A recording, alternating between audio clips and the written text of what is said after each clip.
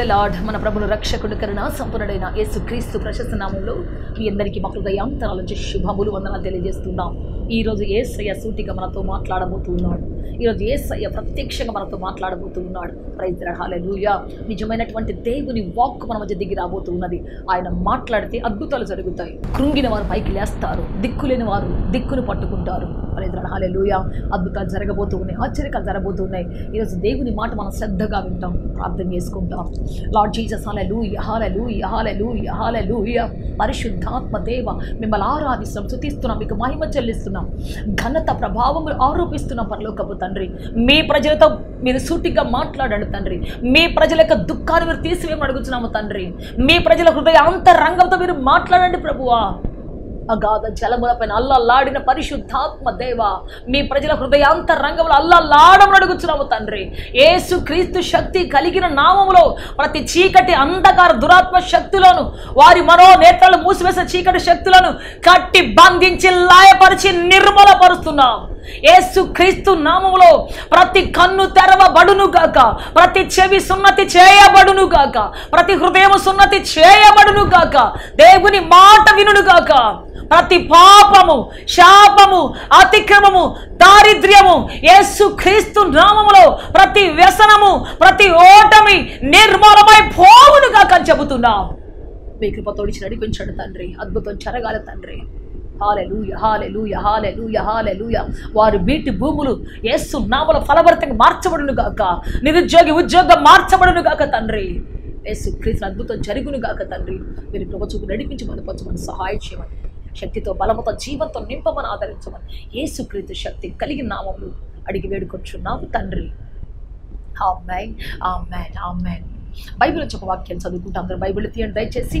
మొదటి యోహాను పత్రిక 4వ అధ్యాయం 8వ వచనం చదువుకుంటాం. ఇక్కడ రాయబడిన మాట ఏంటంటే, దేవుడు ప్రేమ స్వరూపి. Praise the Lord. హల్లెలూయా. ప్రేమ, ప్రపంచంలో ప్రతి ఒక్కరు ఆశించేది ప్రేమ కోసమే. యవనస్తులు, ముదుకలు, వృద్ధుల వరకు నా బిడ్డలను ప్రేమిస్తే బాగుండు, నా భర్త నన్ను ప్రేమిస్తే బాగుండు, నా భార్య నన్ను ప్రేమిస్తే బాగుండు, నా కుటుంబం నన్ను ప్రేమిస్తే బాగుండు. ఒకసారి ఒక యవనస్తుడు భార్య వేరొక వ్యక్తిని ప్రేమించి వెళ్ళిపోయింది. కానీ తనకి ఆ భార్య అంటే చాలా ప్రాణం. ఆ భార్య కోసం తిరిగి ఒకసారి చివరికి పట్టుకుంటే ఆ వెళ్ళిపోయినటువంటి భార్య తాను ఎవరితో వెళ్ళిపోయిందో అతన్ని పట్టుకొని, నాకు ఇతనే కావాలి, వెళ్ళిపో, నాకు అవసరం లేదు, వెళ్ళిపో. ఆయన బతిలాడుకుంటున్నాడు, అమ్మా రా రా వెళ్ళిపో, నేను రానని చెప్పేసి ఒక మీద చెప్పేసి వెళ్ళిపోతే, దేవుడి బిడ్డకి ఎంత ఏడుపంటే, ఎంత బాధ అంటే, ఇంకో పెళ్లి చేసుకోరా ఏముందంటే, కాదు నాకు నా భార్య ప్రేమ కావాలి. దేవుని బిడ్డ, ఆయన ఆ అబ్బాయి చెబుతున్నటువంటి మాటలు, కాల్సిన కన్నీళ్ళు చూస్తుంటే అసలు ప్రేమకి ఎంత బలం ఉందా అనిపిస్తుంది. ఎస్పీ దేవుని బిడ్డ, అనేక సార్లు తప్పిపోయినటువంటి ప్రేమను కోల్పోయినటువంటి భార్యలు, భర్తలు విలపిస్తుంటే చూసినప్పుడు ఎంత బాధ అనిపిస్తుంది. ప్రేమకి ఎంత బలం ఉంది, ప్రేమకి ఎంత శక్తి ఉంది. నేను సావరని వస్తాను, నాకు ఆ పిల్లే కావాలి. ఒరే తప్పు చేసిందిరా, పాపం చేసిందిరా, ఎందుకు రా పిల్ల నీకంటే, లేదురా నాకు ఆ భార్య చాలు, నాకు ఇంకెవరు వద్దు, నన్ను ప్రేమిస్తే చాలు, నా ఇంట్లో ఉంటే చాలు, నేను ఇంకా దాన్ని గుర్తు చేసుకోను, ఆ పాప నేను గుర్తు చేసుకోను అని చెప్పేసి అని ఏడుస్తా ఉన్నాడు. పోలీస్ స్టేషన్లో ఆ పిల్ల తను తీసుకొని పోయినటువంటి వ్యక్తి చేతిలో చేయి వేసి, సార్ నాకు ఇతనే కాదు సార్, నా భర్త నాకు అవసరం లేదు సార్ అంటుంటే వెనకాలే వెళ్తున్నాడు. దేవుని బిడ్డ, ఈ విధంగా ప్రేమను కోల్పోయినటువంటి ప్రతి ఒక్కరు కూడా ఆశిస్తున్నారు, నన్ను నా భార్య ప్రేమిస్తే బాగుండు, తిరిగి వస్తే బాగుండు, నా భర్త తిరిగి వస్తే బాగుండు, అయ్యో నా కుటుంబం మరలా కట్టబడితే బాగుండు, తల్లిదండ్రులు నా పిల్లలను ప్రేమిస్తే బాగుండు, ఆస్తి అంతా తీసుకున్నా పర్లేదు, వాళ్ళు ప్రేమతో ఒక్క ముద్ద పెట్టి ఒక్కసారి పలకరిస్తే చాలు, ప్రేమతో ఒక్క ముద్ద పెట్టి డాడీ అని పిలిస్తే బాగుండు, మమ్మీ అని పిలిస్తే బాగుండు, అమ్మా అని వస్తే బాగుండు. మాకు ఆస్తులు వద్దు, అంతస్తులు వద్దు, మాకు ఏమీ వద్దు, వాళ్ళ పలకరింపు చాలు, వాళ్ళు ఒక్క ముద్ద పెడితే మాకు చాలు. ఎంతమంది ఎదురు చూస్తున్నారు, ఎంతమంది ప్రేమ కోసం పరితపిస్తున్నారు. ప్రియ దేవుని బిడ్డ, ప్రేమకు అంత బలం ఉంది. కారణం ఏంటంటే, ప్రేమ దేవుడి స్వరూపాన్ని ఇస్తే ఎలా ఉంటుందంటే ప్రేమలాగా ఉంటుంది. ఆయన స్వరూపాన్ని ప్రేమలో చూపిస్తూ ఉన్నాడు. Praise the Lord. హల్లెలూయా. అందుకే ప్రపంచం అంతా పరితపిస్తుంది ప్రేమ కోసం.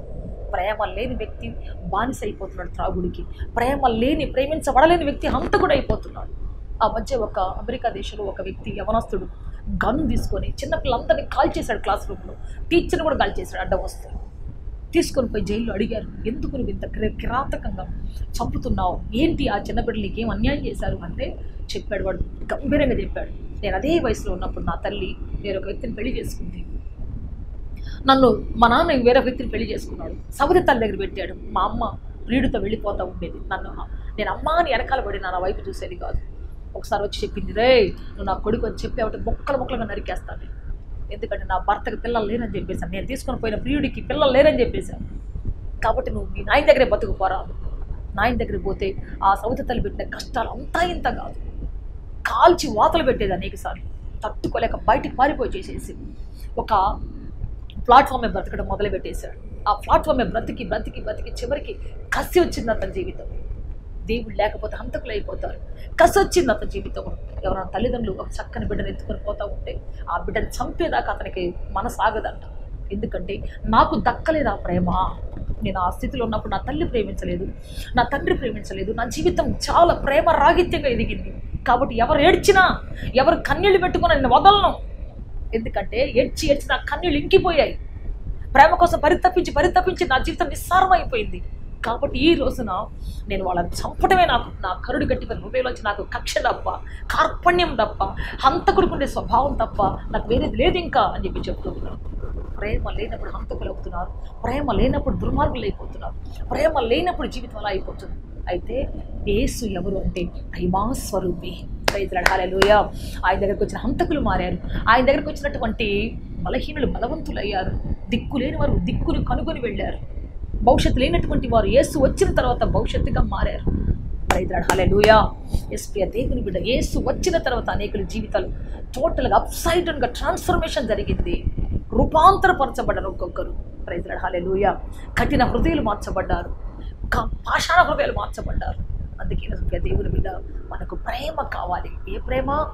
దేవుని ప్రేమ, దేవుని ప్రజల్లోంచి వచ్చేటువంటి ప్రేమ, దేవుని ప్రేమ కావాలి మనకు.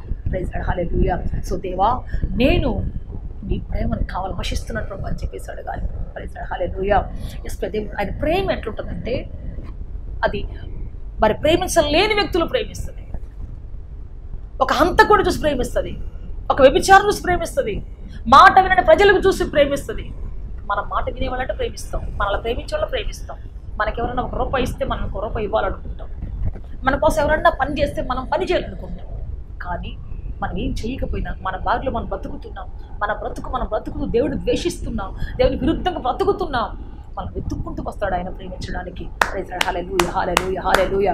ఈరోజు మీకు ఒక పట్టణాన్ని గురించి ప్రకటించాలని ఆశపడుతున్నాను. అది ఏ పట్టణం అంటే నినివే పట్టణం. నినివే పట్టణం ఏ విధంగా మనం చూద్దాం ఒకసారి. యోనా గ్రంథం 3వ అధ్యాయం 3వ వచనం 2వ లైన్లో చదువుతాను చూడండి. నినివే పట్టణం దేవుని దృష్టికి గొప్పదై 3 దినముల ప్రయాణమంతా పరిమాణము గల పట్టణమును. ఎట్లా ఉందంట? 3 దినాల పరిమాణం అంతా పట్టణం కలిగింది. ఇప్పుడు మన నెల్లూరులో ఈ మూల నుంచి ఆ మూల నడవాలంటే ఒక రోజు కూడా పట్టదు మనకి కదా. మరి అట్లాంటి పట్టణాలు దేవుడు 3 దినాలు ఒక మనిషి కాలినడక నడిస్తే ఆ రోజుల్లో నడవగలటువంటి మనుషులు, ఈ రోజు మనం నడవలేము, కాసేపు నడిస్తే మనకు శక్తి అయిపోతుంది. ఆ రోజుల్లో మనుషులు నడుచుకుంటూ వెళ్ళిపోయాడు, ప్రాంతాలు దాటుకుంటూ వెళ్ళిపోయేటువంటి వాళ్ళు, నడవగలిగినటువంటి వాళ్ళు, కాలి సత్తుగలిగినటువంటి వాళ్ళు 3 రోజులు నడిస్తే ఎంత ఉంటుందో. 3 రోజులు నడిస్తే మనకు కావాలి వచ్చేస్తుంది ఇక్కడి నుంచి, లేకపోతే ఇంకొక పట్టణం వచ్చేస్తుంది. సో అంత దూరం ప్రియ దేవుని బిడ్డ, అంత పట్టణం, పెద్ద పట్టణం అది. దేవుని దృష్టికి గొప్ప పట్టణం అది, దేవుని దృష్టికే గొప్ప పట్టణం అది. 3 దినాలు నడిస్తే ఎంత వస్తా అంత. ఆ దేశానికి రాజు ఉన్నాడు, అధికారులు ఉన్నాడు, ప్రధానులు ఉన్నారు, ప్రజలు ఉన్నారు. వాళ్ళు గొప్ప గొప్ప ఇళ్ళు కట్టుకొని ఉన్నతంగా నిలబడి ఉన్నారు. చూడండి, ఆయన ఆ పట్టణం నుంచి ఇంకో మాట చెప్తాడు చూద్దాం. 4వ అధ్యాయం 11 వచ్చి చదువుకుంటాం. అయితే 120,000 కంటే ఎక్కువై కుడి ఎడమలు ఎరగని జనమును బహు పశువులు గల నినివే పట్టణమును విషయములో. చూడండి ఎంతమంది, కుడి ఎడమల పెద్ద దేశంగా ఉంది, 3 దినాలు నడిచే అంత దేశం. అంతేకాదు దేవుని బిడ్డ, మరి 120,000 కంటే ఎక్కువ మంది జనాలు ఉన్నటువంటి ఈ పట్టణం, అంతమంది విస్తారమైన ప్రజలు జీవిస్తున్నటువంటి ఈ పట్టణం గురించి దేవుడు మాట్లాడుతున్నాడు. ప్రైజ్ లార్డ్, హల్లెలూయా. సో ఆ పట్టణం యొక్క పనులు చూసి, ఆ పట్టణం దేవుని దృష్టికి భయంకరంగా పాపం చేస్తాం. రాజుగారు కూర్చున్నాడు, సింహాసనం కూర్చున్నాడు, ప్రజలు ఉన్నారు. దేవుడు వాళ్ళంతా ఏం చేస్తారంటే దేవునికి విరుద్ధంగా ఏయో కార్యాలు చేస్తూ ఉన్నారు, ఏవో భయంకర పనులు చేయటం మొదలుపెట్టేశారు. మనకు తెలుసు ఈ రోజుల్లో చేసే పనులు ఎంత భయంకరమైన. ఒక పట్టణంలో చూస్తే యవనస్తులు తిని తాగి ఇష్టానుసారంగా, చదువు లేకుండా, జ్ఞానం సంపాదించకుండా ఎంతమంది రోడ్డును పడిపోతున్నారు. 10th క్లాస్ చదివితే ఇక అయిపోయినట్టేనంట. మేము మొన్న ఊరు వెళ్ళి మీటింగ్ పెడదాం అనుకున్నాం. నేను చెప్పాను, 10th క్లాస్ ఎగ్జామ్స్ వస్తున్నాయిరా, అవి అయిన తర్వాత పెట్టుకుందామంటే అందరూ పక్కన నవ్వారు మా పిల్లలంతా. ఏరా ఎందుకు అట్లా అవుతున్నారంటే ఆ ఊర్లో ఎవరొక్క చదివేది 9th క్లాస్ దాటి 10th వచ్చాడంటే అదే గొప్ప. ఎంతసేపటికి ఏ పని చేద్దాం, ఎట్లా తిరుగుదాం, ఎలా డబ్బు ఉచితంగా సంపాదిద్దాం, టచ్ అంటే ప్రపంచాన్ని ఎలా ఓపెన్ చేద్దాం. ప్రతి ఒక్కడు ఇంత పెద్ద సెల్ ఫోన్లు కొనుక్కుంటాడు అక్క. జుట్లు పెంచుకుంటారు, చెవుకి శనక్కాయ పెడతాడు, చేతికి టమాటా కట్టేస్తాడు. సో వాడు బ్యాగ్లు వేసేస్తారు, వాళ్ళు వెళ్ళిపోతారు అక్క. అట్లనే ఒక్కడు చదవడం, ఒక్కడు ఆధార్ కార్డులో కూడా 10th క్లాస్ రాలేదు. నాకు ఆశ్చర్యం వేస్తుంది. అదేంటరా ఎందుకురా అంటే ఆ ఊరే అంతే, ఆ ఊరికి ఎవరు పోవట్లేదు అక్క అసలు. సో నాకు ఆశ్చర్యం వేసింది. సరే మనం ఖచ్చితంగా ఊరు వెళ్ళాల్సిందే. ఎందుకు అని అంటే వాళ్ళు దేవుని కోసం కావాలి. ప్రైజ్ లార్డ్, హల్లెలూయా, హల్లెలూయా.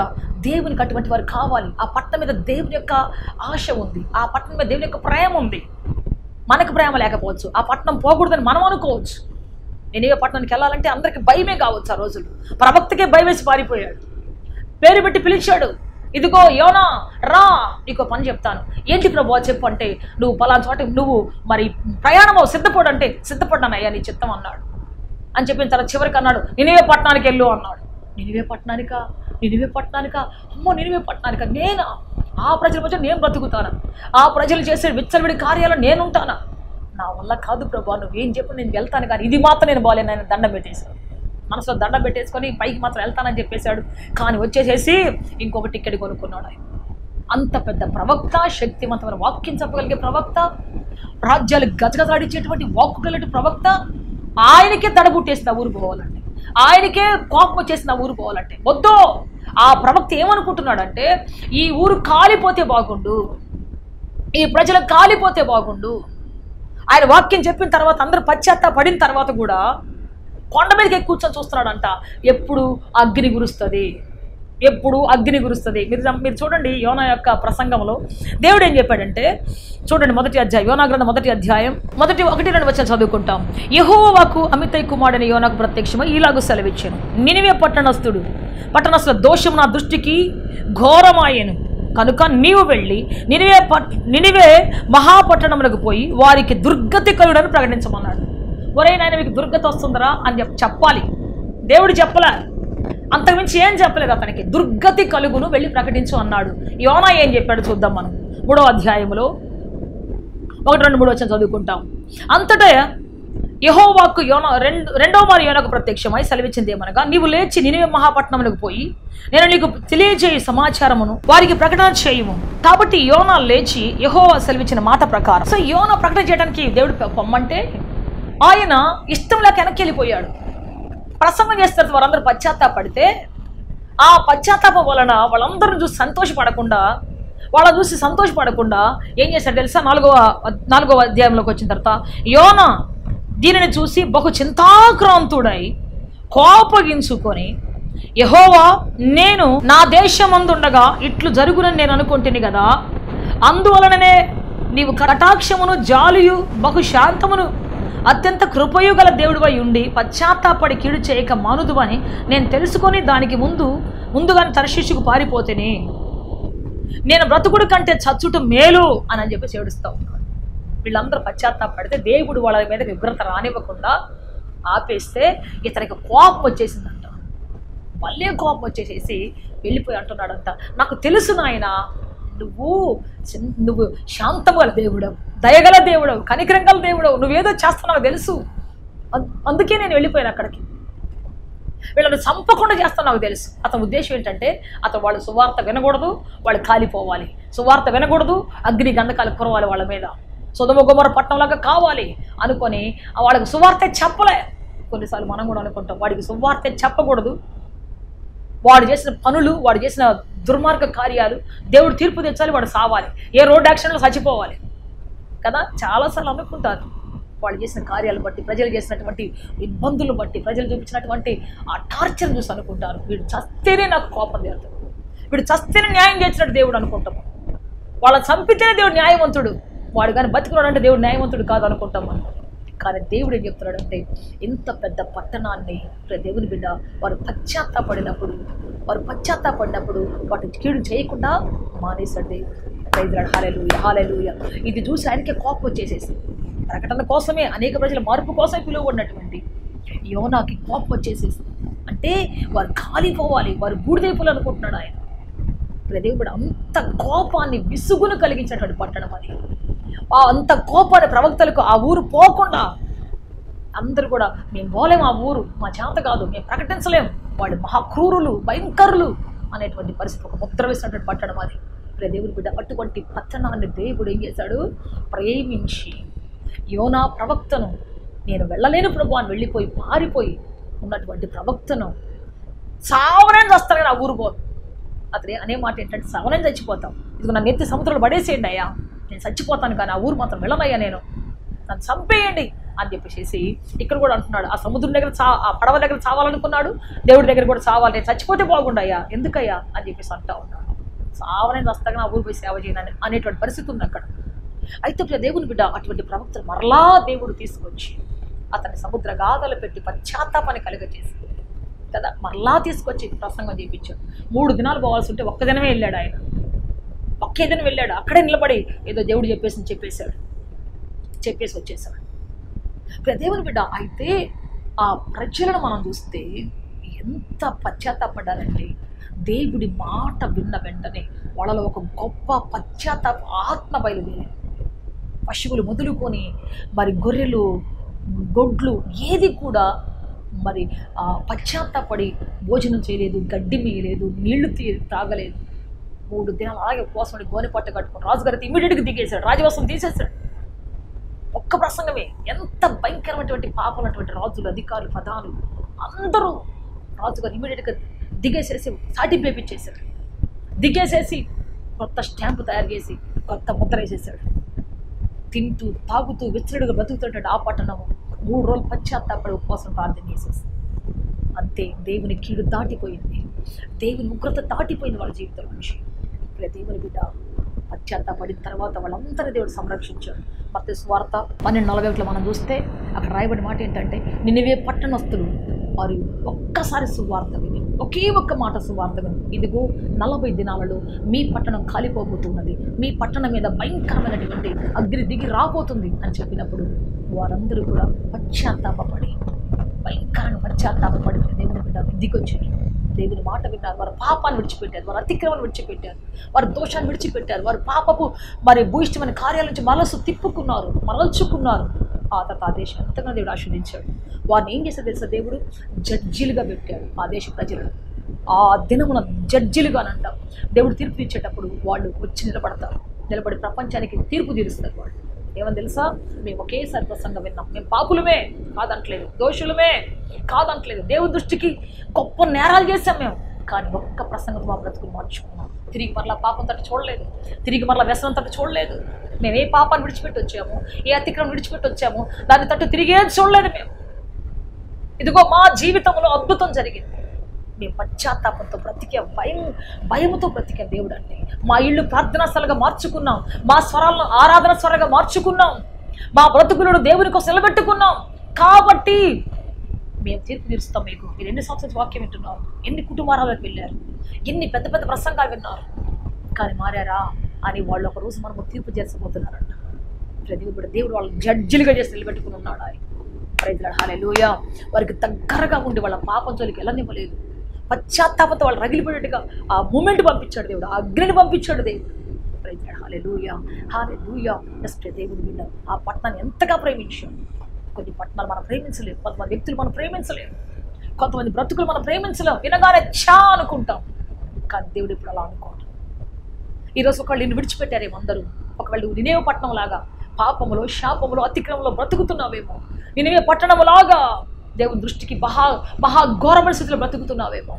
నీకు ఇష్టం వచ్చిన మార్గంలో తిరిగి లేనిపోయిన జబ్బులు తెచ్చుకొని, రోగాలు తెచ్చుకొని బ్రతుకే దేవుడు ఉన్నాడన్న భయాన్ని మర్చిపోయి నీకు ఇష్టం వచ్చినట్టుగా దేవుడు నీకు ఇచ్చిన అధికారాన్ని వాడుకుంటున్నావేమో, నీకు ఇష్టం వచ్చినట్టుగా దేవుడు నీకు ఇచ్చిన పదవిని వాడుకుంటున్నావేమో, దేవుడు కాపాడమని ఇస్తే రాబందులాగా పీక్కొని తింటున్నావేమో, దేవుడు నమ్మకంగా కొంత ధనం నీకు ఇస్తే, మంచి ఉద్యోగం నీకు ఇస్తే, ఉన్నత స్థాయి నీకు ఇస్తే నీకు ఇష్టం వచ్చినట్టుగా నన్నెవరు అంటారు, నేను రాజును కదా, అధికారిని కదా, ప్రధానిని కదా, నేను ఒక అధికారిని కదా అంటూ ఒకవేళ విర్రవీగుతూ ఒకవేళ నీ జీవితంలో దేవుని బిడ్డ దేవుడి ఇచ్చిన అధికారాన్ని వాడుకుంటున్నావేమో, నీ కొరకు వాడుకుంటున్నావే, దుర్వినియోగం చేస్తున్నావేమో.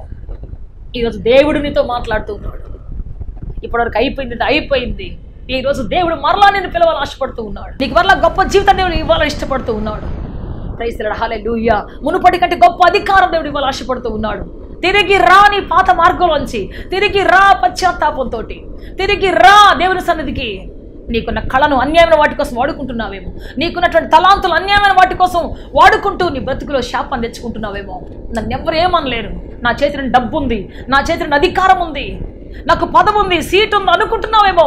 నెవర్. ఒక్కరోజు చాలు అవే తలకిందులు అవ్వాలంటే. దేవుడు తలకిందులు చేస్తే ఒకే రోజు చాలు అవన్నీ తలకిందులు అయిపోతాయి. అందుకే సహోదరుడా, దేవుడు పిలుస్తున్న సమయంలో, దేవుడు ఆకర్షిస్తున్న సమయంలో, దేవుడు కోరుకుంటున్న సమయంలో దూరస్తుగా వెళ్ళొద్దు, దూరంగా పారిపోవద్దు. దేవుడి సన్నిధికి రా. ఆయన సమాధానంతో నేను నింపాలని ఆశపడుతున్నాడు, అద్భుత కార్యించాలని ఆశపడుతున్నాడు, సమాధానం ఇచ్చి నడిపించాలని ఆశపడుతూ ఉన్నాడు, కృపచేత నింపాలని ఆశపడుతూ ఉన్నాడు. నీకోసం నేను ప్రార్థన చేయబోతూ ఉన్నాను. నినివే పట్టణంలాగా దూరస్తురాలు అయిపోయి దేవుని యొక్క ఉగ్రతకు దగ్గరగా ఉన్నావేమో. నినివే పట్టణంలాగా ఎక్కడో ఎక్కి కూర్చొని నాకేమిలే అనుకుంటున్నావేమో. దేవుడు పంపబోతున్నాడు. మీరు చూసారు కదా, లాస్ ఏంజల్స్లో ఎంత భయంకరమైనటువంటి అగ్ని దిగి వచ్చింది. దేశమంతా, అమెరికా దేశమంతా ఎంత సమర్థవంతంగా ప్రయత్నించినా ఆ మంటలు ఆర్పలేకపోయారు. పైన ఆకాశంలో ఫ్లైట్లోంచి నీళ్లు పంపించారు, అయినా ఆర్పలేకపోయారు. ఎవరైతే ప్రియ దేవుని బిడ్డ దేవుని ధిక్కరించి ఇది దేవుడు లేని పట్టణం అనే వాళ్ళు అనుకున్నారు, దేవుడికి 0 మార్కులు వేశారు. తల్లిదండ్రులకు 13 మార్కులు వేశారు, స్నేహితులకు 4 మార్కులు వేశారు, దేవుడికి 0 మార్కులు వేశారు. అందరు సెలబ్రిటీలు, గొప్ప గొప్ప ఆధిపత్యం కలిగినటువంటి వాళ్ళు, గొప్ప గొప్ప టాలెంట్ కలిగినటువంటి వాళ్ళు, నటనలో వాళ్ళకు మించినటువంటి వాళ్ళు లేరు అన్నట్టుగా నటించినటువంటి వాళ్ళు సృష్టికర్తను మర్చిపోయారు. సృష్టికర్తను మర్చిపోయి తమకి ఇష్టానుసారంగా తింటూ తాగుతూ విచ్చలవిడికి బ్రతకడం మొదలుపెట్టేశారు. వావి వరుసలు మర్చిపోయి చిన్న పెద్ద తేడా తేలికలు బ్రతకడం మొదలుపెట్టారు. ప్రియ దేవుని బిడ్డ, ఆ సమయంలో దేవుని ఉగ్రత దిగి వచ్చింది. అంత బాగుందనుకున్న సమయంలో, సెలబ్రేట్ చేసుకున్నటువంటి సమయంలో, వాళ్ళకి వచ్చినటువంటి ఆ బహుమానం చూసుకొని సంతోషపడుతున్నటువంటి సమయంలో తెలియకుండా భయానకమైనటువంటి అగ్ని దిగి వచ్చింది. భయానకమైనటువంటి భయంకరమైన దేవుని ఉగ్రత దిగి వచ్చింది. ఎవ్వరు దాన్ని ఆర్పలేకపోయారు. శిథిలాల్లో పెంకులు ఏరుకున్నారు. తర్వాత వెళ్ళి, అయ్యో ఇది నా ఇల్లు, కనీసం ఏమైనా పెంకులు మిగిలాయా, ఏమైనా జ్ఞాపకాలు మిగిలాయా? వాళ్ళ ఫోటోలు, వాళ్ళకున్నటువంటి ఆల్బమ్స్, వాళ్ళకున్నటువంటి సొత్తులు, వాళ్ళకున్న డైమండ్స్, వాళ్ళకున్నటువంటి ఫోన్లు, వాళ్ళకున్నటువంటి అన్ని కార్లు, గొప్ప గొప్ప కార్లు, 100,000 కార్లు, లక్షల కార్లు అలాగే కాలిపోయాయి. దాన్ని తిరిగి నిర్మించడం ఎంత కష్టమో. ఇప్పుడు అంత కోల్పోయి రోడ్డును పడ్డారు. ఒక్కొక్కరు పరిగెత్తుకుంటూ, ప్రాణభయంతో పరిగెత్తుకుంటూ వచ్చేసారు. అయ్యో దేవుడి ఉగ్రత వస్తే ఎంత భయంకరంగా ఉంటుంది. ఎస్, నీకున్న డబ్బుని బట్టు, నీకున్న హోదాని బట్టు, దేవుడు నీకు ఇచ్చిన అందాన్ని బట్టు, దేవుడు నీకు ఇచ్చినటువంటి సౌందర్యాన్ని బట్టు ఒకళ్ళు గర్వించి దేవుడు లేడని దేవుడికి 0 ఇచ్చావా నీ జీవితం? దేవుడికి 0ని ప్రకటించావా నీ జీవితంలో? దేవుడు లేడు నా జీవితంలో, అంతా నా బలం, నా శక్తి, నా సామర్థ్యం, అంతా నా ఫ్రెండ్స్, నాకున్నటువంటి ఇన్ఫ్లుయెన్స్, నాకున్నటువంటి టాలెంట్ అంటూ వాటిని నమ్ముకొని బ్రతుకుతున్నావా? ఒక్కరోజు చాలు టాలెంట్ అని పోవడానికి. ఆ మధ్య ఒక భయంకరమైనటువంటి వ్యాధి వచ్చినటువంటి ఒక హీరోని పరిచయం చేశారు. ఆ హీరోకి మరి తెలియనటువంటి ఒక వ్యాధి వచ్చేసారు. మంచి నటుడు భయంకరమైనటువంటి వ్యాధి చేతి పట్టబడ్డాడు. నటించడానికి లేదు, మంచానికి పరిమితం అయిపోయాడు. ఎస్, నీ టాలెంట్ పోలంటే ఒక్కరోజు చాలు, నీ డబ్బు పోలంటే ఒక్కరోజే చాలు. అయితే నిత్యం ఉండేటువంటి వాడు దేవుడు ఆయన. ప్రైజ్ లార్డ్, హల్లెలూయా. ఆయనకు నువ్వు లోబడితే, ఆయనకు నీ జీవితంలో స్థానం ఇస్తే, ఫుల్ ఓనర్షిప్ ఆయనకి ఇస్తే నీ బ్రతుకు క్షేమంగా సురక్షితంగా వెళుతుంది. కన్నీటి లోయలు వచ్చినా, దుఃఖపు లోయలు వచ్చినా ఆయన సురక్షితంగా తీసుకొని వెళతాడు. వ్యతిరేకమైన పర్వతాలు లాంటివి వచ్చినా ఆయన తీసుకొని వెళ్తాడు, క్షేమంగా అద్దరికి చేరుస్తాడు. అందుకే ఈరోజు మన జీవితంలో ఫుల్ ప్లేస్, మెయిన్ ప్లేస్ దేవునికి ఇద్దాం. నీవే ఓనరు ప్రభువా నా జీవితానికి, నువ్వు నా జీవితానికి ఓనరు ప్రభువా, నేను పనివాడిని ప్రభువా, నా బిజినెస్కి నేను ఓనర్ మీరు ప్రభువా, నేను ఒక పనివాడిని ప్రభువా, నా ఉద్యోగానికి మెయిన్ ఓనర్ మీరు ప్రభువా, నేను చెప్పిన పని చేసుకుంటూ వెళ్తాను ప్రభువా. చెప్పి చూడు, నీ ఉద్యోగం భద్రతగా ఉంటుంది, నీ వ్యాపారం భద్రంగా ఉంటుంది. వెన్నుపోటు పొడిచే వాళ్ళు ఉండరు ఇంకా నీ జీవితంలో, నష్టాలు తెచ్చే వాళ్ళు ఉండరు నీ జీవితంలో, అనవసర వ్యక్తులు రారు నీ జీవితంలో. ఆయనే వాళ్ళు రిమూవ్ చేస్తాడు. దుష్టుడు ఎవరు తరం కూడా పారిపోయినట్లుగా నీ బ్రతుకులో నిన్ను దుర్మార్గం చేయాలని వచ్చినటువంటి వాళ్ళు, నేను నష్టపరచ వచ్చినటువంటి వాళ్ళే తరుముకుంటూ వెళ్ళిపోతారు, ఉండరు ఎవరు కూడా. ప్రైజ్ ది లార్డ్, హల్లెలూయా, హల్లెలూయా. అద్భుతం జరగబోతుంది, ఆశ్చర్యంగా జరగబోతున్నది. ఎస్పీ దేవుని బిడ్డ, ఈరోజు నేను నీకోసం ప్రార్థన చేయబోతున్నాను. దేవునికి దూరంగా ఉన్నావా, నినివే పట్టణంలాగా దేవుని దృష్టికి ఘోరమైనటువంటి శిక్ష పంపాలన్న ఉద్దేశం గల వ్యక్తిగా నీవు ఉన్నావా? దేవుని ఉగ్రత రాకముందే వాళ్ళు ఎలా పశ్చాత్తాపడ్డారో ఈరోజు మనం అలాగే పశ్చాత్తాపడ్డాం. వాళ్ళు ఏ విధంగా దేవుని శక్తిని తెలుసుకొని దేవునికి కీల్పడ్డారో, దేవుని సందులో ప్రణమిల్లారు, అలాగే మనం ప్రణమిల్లుదాం. తల వంచుకుందాం, దేవుని సందులో ఆయన తల పైకెత్తబోతున్నాడు, గొప్ప స్థాయి ఇవ్వబోతూ ఉన్నాడు. సహోదరుడా, ఈరోజు పశ్చాత్తాపం ప్రార్థన చేస్తావా? తాగి తాగి తాగి నీ బ్రతుకును పాడు చేసుకున్నావేమో, నీ శరీర అవయవాలు పాడు చేసుకున్నావేమో, ఇదే ఎంజాయ్మెంట్ అనుకుంటూ కుటుంబాన్ని విడిచిపెట్టి ఇంకో కుటుంబాన్ని పట్టుకొని తిరుగుతున్నావేమో, నీ భార్యను విడిచిపెట్టి నీ బిడ్డను విడిచిపెట్టి ఇంకొకటి ఏదో దొరికిందని చెప్పేసి తిరుగుతున్నావేమో. నీ బలం ఎంతకాలం ఉంటుంది? నీ శక్తి ఎంతకాలం ఉంటుంది? నీ సామర్థ్యం ఎంతకాలం ఉంటుంది? నీ చేతిలో డబ్బు ఎంతకాలం ఉంటుంది? ఈరోజు విచ్చలుగా ఖర్చు పెడుతున్న నీవు ఒకరోజు చెయ్యి చాపి అడుక్కోవాల్సి వస్తుంది. టీనేళ్ల కోసం, ఒక్క పూట భోజనం కోసం చెయ్యి చాపి ప్రాధాయపడాల్సిన పరిస్థితి వస్తుంది ఒక రోజున. ఎంతమందిని చూసుంటామో గొప్ప గొప్ప వాళ్ళని, దేవుని మాట వెనుక తప్పిపోయి తిరిగినటువంటి వాళ్ళు. పందుల పొట్టు దగ్గర తీసుకొచ్చాడు దేవుడు. పందుల పొట్టు తిరిగే పరిస్థితి వస్తుంది ఒక రోజున. తప్పిపోయిన కుమారుడు పందుల పొట్టు తినాల్సిన పరిస్థితి వచ్చేసింది. కనుక ఈ రోజున నీ బలాన్ని, శక్తినో, నీ చుట్టూ ఫ్రెండ్స్ను, నీ చుట్టూ ఇన్ఫ్లుయెన్స్ను, నీ చుట్టూ అధికారులను ఒక ఆధారం చేసుకొని దేవునికి దూరమై దేవునికి 0 ఇచ్చి కూర్చున్నావేమో, దేవుడేం లేదు, అవసరం లేదు అంటూ కూర్చున్నావేమో. ఈరోజు దేవునితో మాట్లాడుతున్నాడు. ఉగ్రత రాకముందే, దేవుని కృప నీ మీద ఉన్నప్పుడే, దేవుని యొక్క గద్దింపు ఉన్నప్పుడే మనం లోబడదాం. ప్రార్థన చేసుకుంటాం. అందరి తలలు ఉంచి నీకోసం ప్రత్యేక ప్రార్థన చేయబోతున్న సహోదరుడా, బంధకాలు తెంచుకొని రా, ఒక పశ్చాత్తాప హృదయంతో రా, నేను నువ్వు తగ్గించుకునే దేవుని దగ్గరికి రా సహోదరి. అద్భుతం చూడబోతున్నావు, ఆశ్చర్యకాలు చూడబోతున్నావు. ప్రార్థన చేసుకుంటాం అందరూ కూడా. లార్డ్ జీసస్, హల్లెలూయా. కృపగల తండ్రి, సర్వాధికారి తండ్రి, మిమ్మల్ని ఆరాధిస్తాం, స్తుతిస్తున్నాం. మీకు మహిమ, ఘనత, ప్రభావాలు ఆరోపిస్తున్నాం. నా ప్రియ సహోదరులు, నా ప్రియ సహోదరులు, ఎంతమంది ప్రభువా ఈ వాక్యాన్ని నీ వద్దకు వస్తున్నారు. యేసు క్రీస్తు నామములో తండ్రి, అద్భుతం జరుగును గాక తండ్రి, ఆశ్చర్యకారం జరుగును గాక తండ్రి. అగాధ జలములపైన అల్లాడిన దేవా, రండి ప్రభువా, మీ ప్రజల మధ్యలో రండి తండ్రి. అల్లాడమని అడుగుచున్నాము తండ్రి. నినివే పట్టణాన్ని కాపాడిన దేవా, నినివే పట్టణంలో ఒక్కరు నశించిపోకుండా తండ్రి మీ కృపా వార్తను పంపిన దేవా, వారి పట్ల అగ్నిగుండాన్ని ఖాళీ చేసిన దేవా, వారి పక్షాన ప్రభు తీర్పును ఖాళీ చేసిన దేవా, వారినే తీర్పరులుగా మార్చిన దేవా, తీర్పు పొందాల్సినటువంటి వాళ్ళను, తీర్పులో నిలబడవలసినటువంటి వాళ్ళను తీర్పరులుగా చేసిన దేవుడవు, జడ్జిలుగా మార్చిన దేవుడవు. వారి స్థితిని మర్చిపోయి తండ్రి, వారి పాపాన్ని మరలా గుర్తు పెట్టుకోకుండా తండ్రి వారు నిలబెట్టిన దేవుడవు నీవేనయ్యా. నీ కృపతోడి నడిపించగల సహాయం చేయండి. శక్తితో నింపండి తండ్రి, ధైర్యంతో నింపండి ప్రభువా, బలముతో నింపండి ప్రభువా, సామర్థ్యంతో నింపండి ప్రభువా.